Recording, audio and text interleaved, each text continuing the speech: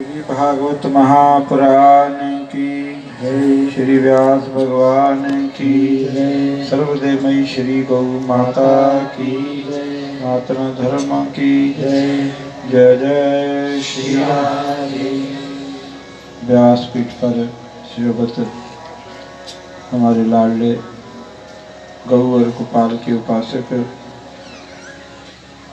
श्री अतुल कृष्ण जी की दिव्य मधुर वाणी का यशस्वी तेजस्वी वाणी का हम सब लाभ प्राप्त कर रहे हैं। कर्ता करे न कर सके संत करे सो हुए।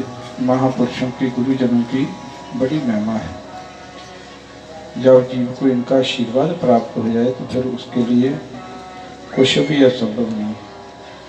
हमारे सतगुरु बंदी छोड़ गरीबदास महाराज जी कहते हैं, संत सकल के मुकुट हैं साईं साध समान। गरीब वड बागी वे हंस हैं जाकी संतों नाल पहचान। पहचान की बड़ी महिमा है। संसार में किसी से पहचान हो जाए, किसी बड़े पद अधिकार वाले से,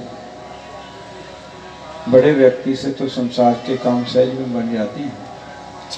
पर अवर काम तेरे कछु न काम, महाराज जी ने कहा अवर काम तेरे कछु न, बिन हरि भजन तिल नहीं माने। महाराज जी कहते हैं तो परमात्मा के घर में बात बन जाए और वो तभी संभव है जब जिनकी परमात्मा के घर में पहचान है, जिनकी वहाँ चलती है, जिनका वहाँ संबंध है और किनका है, वो महापुरुषों का है, गुरुजनों का है। तो इसलिए महाराज जी कहते हैं बड़ भागी वे हंस हैं जाकी संतों नाल पहचान। संत सकल के मुक्त हैं साईं साथ मान। मैंने के भगवान और संत भगवंत का शुभ देता है। ये उनके ही प्रेम रूपी संदेश को भाईचारा आदि के देशों के लिए संसार में आते हैं और उन्हीं का ही कार्य करते हैं।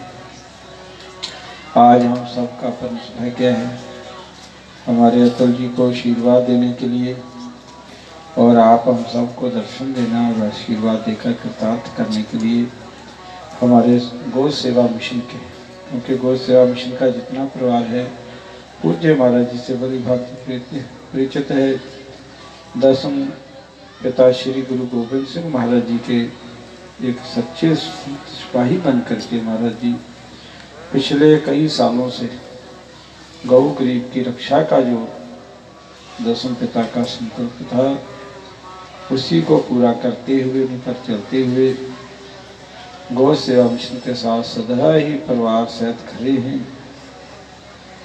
उनके पुत्र सर्वजीत और सभी परिवार गौ सेवा मिशन का अपना परिवार है और महाराज जी का बहुत स्नेह सभी संत को रहता है।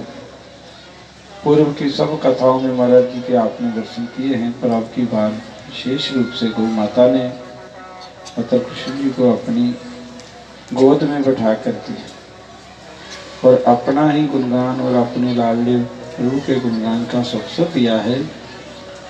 तो बहुत सारे महापुरुषों का आशीर्वाद प्राप्त हो रहा है। आज पूज्य श्रीमान संत बाबा सुत सिंह जी जो हमारे सिख समाज के प्रतिष्ठित महापुरुष हैं और हमारे से मिशन से क्षेत्र से बहुत प्यार और स्नेह है, आज मंच पर हम सबको दर्शन देने के लिए पधारे हैं। बहुत बहुत प्रणाम करते हैं। वर्तमान समय में ऐसे महापुरुषों की बड़ी जरूरत है जिन्होंने सर्वत्र के भले के लिए ही अपना जीवन धारण किया है।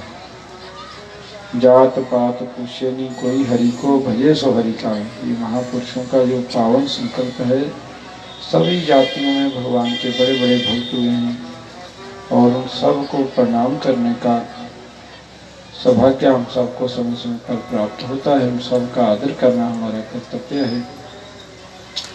ठीक है, जो आसुरी प्रकृति के, राक्षस प्रवृत्ति के लोग होते हैं उनके कोई जाति नहीं होती है, वो आसुर हैं।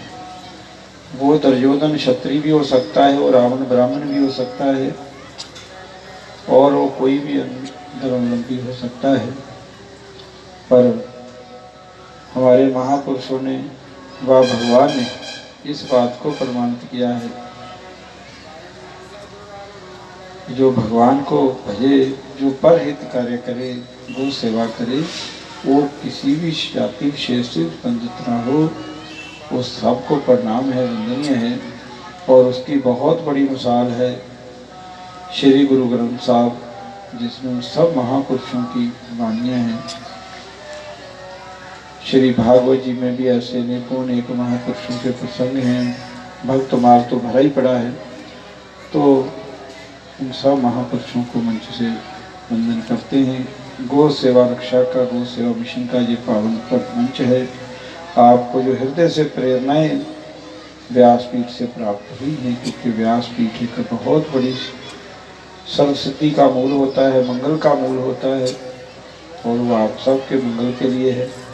अभी अभी तुलसी जी ने कहा कि धन तो वही है जो सत्कर्म में लगे, नहीं तो रामायण में गोस्वामी जी कहते हैं धन की 3 गतियाँ होती हैं। एक सत्कर्म में, दान पुण्य में, गौ सेवा, गरीबों की, दुखों की सेवा में लगे, और दूसरा अपने ऐश्वर्य के लिए, अपने परिवार के लिए, अपनी सुख सुविधा के लिए, मकान आदि के लिए लगे, वो भी दूसरा नंबर है, वो भी ठीक है। तीसरा वो जो अपने काम नहीं आया और छोड़ करके चले गए, आप मरे जब कर लो, और फिर भूत प्रेत आदि जोनियों में ऐसे जीव भटकते हैं, तो वो तमोगुनी माना गया है, उसको नाश की गति दी गई है। स्वयं भी नहीं भोगा और दान पुण्य नहीं किया, और ऐसे ही छोड़ करके चले गए।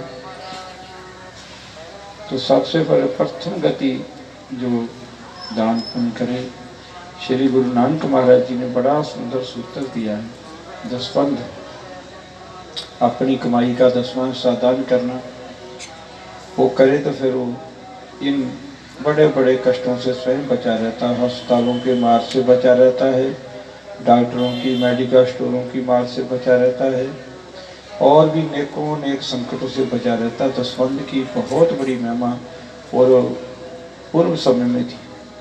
अभी अभी एक जिक्र बहुत सुंदर आया, समुद्र मंथन के समय गौ माता का प्रकट हुआ।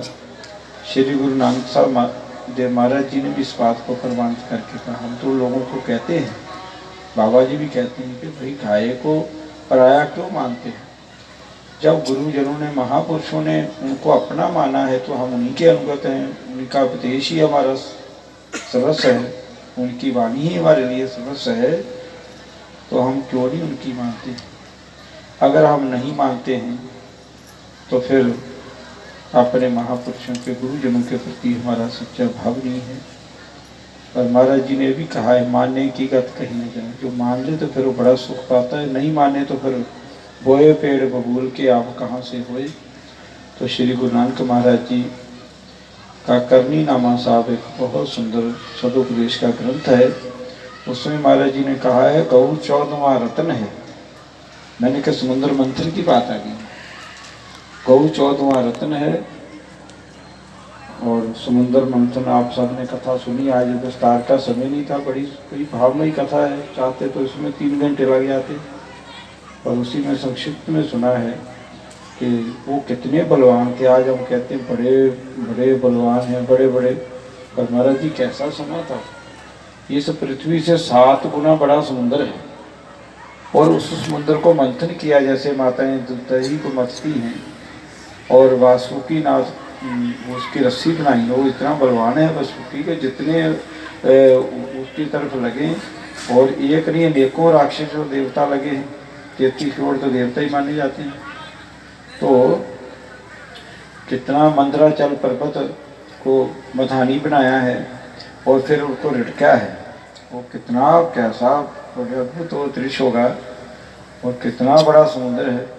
और वो फिर जो मंत्रा पर्वत था वो नीचे जाने लगा, क्योंकि नीचे को आधार नहीं था। तो हमारे प्रभु कछुआ अवतार, कश्यप अवतार जिसको कहते हैं, गुरबानी में भी 24 अवतारों का उल्लेख है। तो मैंने को कितना बड़ा दृश्य था। उसी में से कई रत्न अमृत सहत निकले। तो गौ माता भी वहाँ से, गौ 14वां रत्न है, कामधेनु है नाम। नाम क्या है? कामधेनु।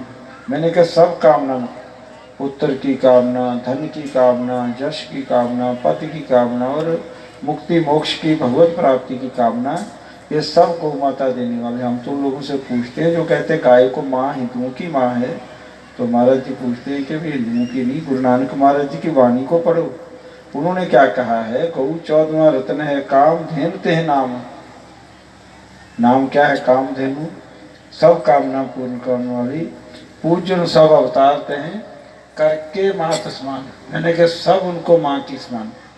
तो जो अपनी माँ को माँ ना माने तो बड़ा भागा माना जाता है, और जिसने अपने घर से गौ माता को धक्का दे दिया है उसने अपने घर से सुखों की संपत्ति निधि को निकाल दिया है।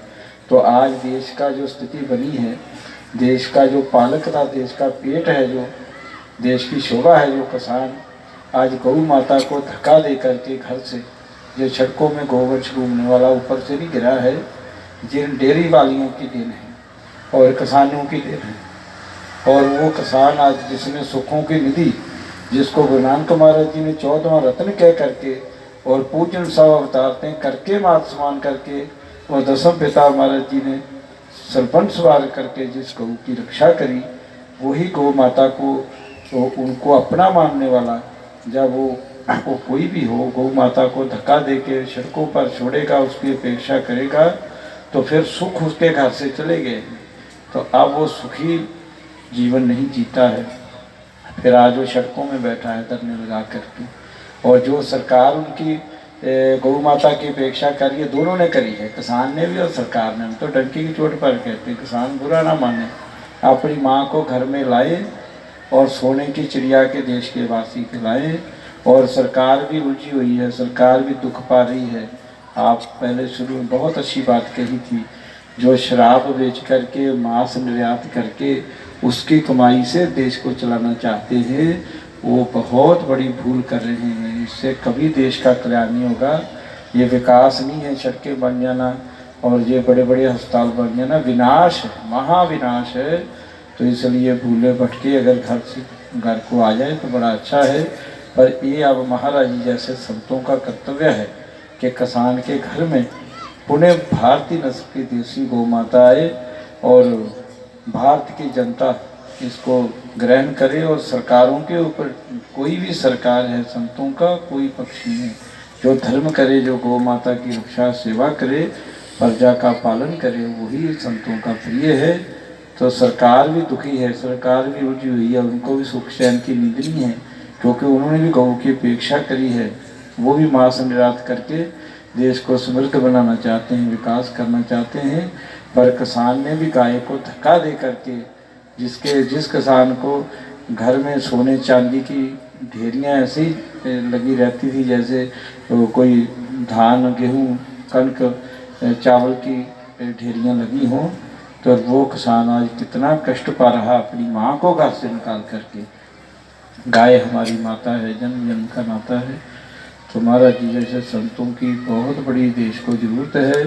किसान गाय को घर में ले आए, सुखों को, निधि को घर में ले आए, और सरकार ऐसी योजना तय करके गौ माता को बचाए, भूमि को बचाए, जहरीले अन्न से बचाए, तो देश उन्हें फिर वही बन सकता है जो में था। और इसके लिए महाराज जी जैसे संतों की बहुत ज़रूरत है। और एक आज बड़ा सुंदर सूत्र, वैसे हमने गुरु जी उनसे पहले सुना है, 4 जगह कुंभ लगता है, हरिद्वार, उज्जैन, नासिक और प्रयाग।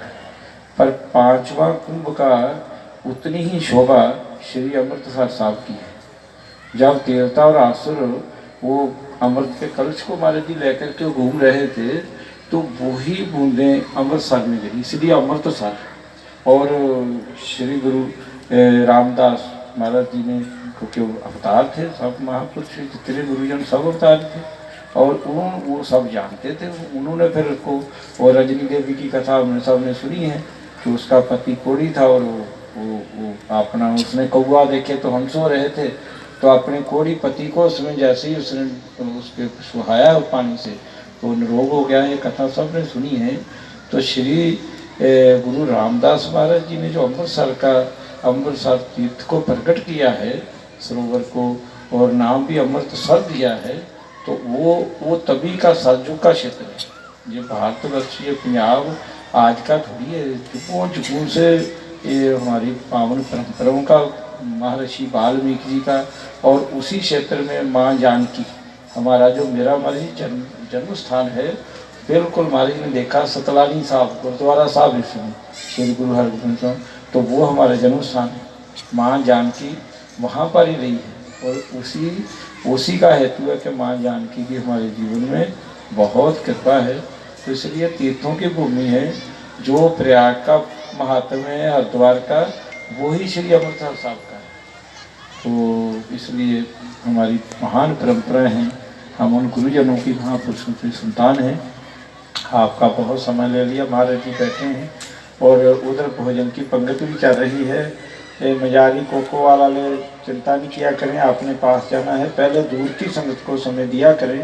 पर महाराज जी आए हैं, महाराज जी का आशीर्वाद बहुत जरूरी है, क्योंकि उनका बड़ा प्यार स्नेह है, उनका अपना गो मिशन है। तो महाराज जी का आशीर्वाद लेकर के उसके बाद आरती होगी, और आरती के तुरंत बाद हमारे जहाँ के जो संकीर्तन मंडल है, रणवीर जी अपने सभी परिकर के साथ में शंकर जी और मांगी लाल गंगाधर जी भी बैठेंगे। और आप सब 10 बजे तक जहाँ संकीर्तन का रहता है